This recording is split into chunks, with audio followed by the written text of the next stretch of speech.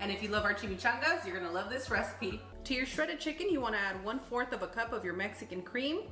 Then you wanna add your roasted and chopped poblano peppers. Make sure to keep about 1/2 cup on the side because we're gonna use this for our topping. And you just wanna combine all of your ingredients. Some of you might need a little bit extra seasoning or an extra bite. You can add potatoes, corn to this recipe, but I like to keep it nice and simple with this juicy chicken.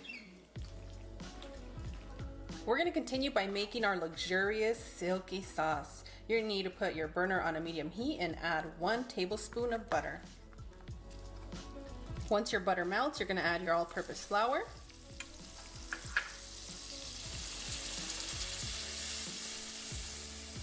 And you're gonna combine that quickly. Allow your flour and your butter to combine and cook for about 20 seconds. You don't wanna burn it, but you also don't want that raw flour taste, okay? Next, you're gonna add your chicken broth.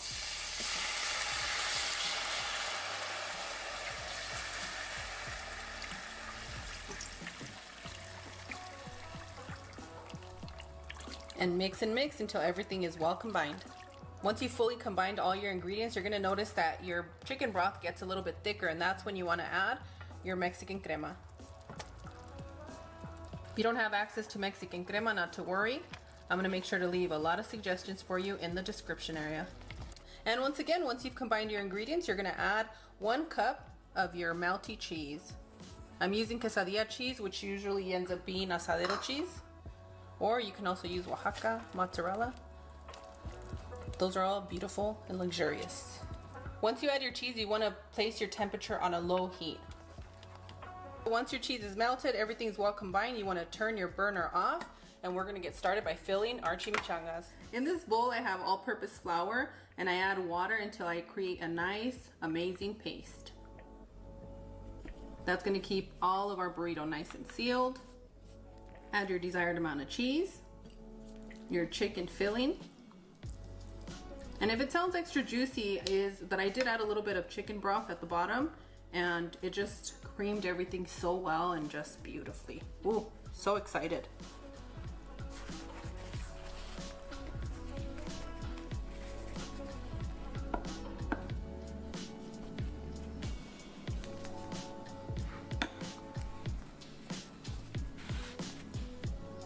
Boom, done. I'm gonna set it aside and continue rolling the remaining chimichangas. I've already warmed up my oil, and a way that I check it that most of you know is I stick a wooden chopstick, a wooden spoon, toothpicks, anything that's wood and not coated. And once you see those bubbles, that means that we're ready to fry. If you see smoke coming out of your pan, that means it is way too hot. Place your chimichanga in your frying oil carefully, and we're gonna continue to fry for max 2 minutes, okay?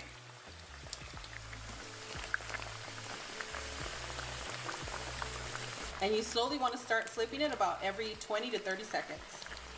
And once your chimichangas are nice and golden, that means that you gotta take them out of that oil.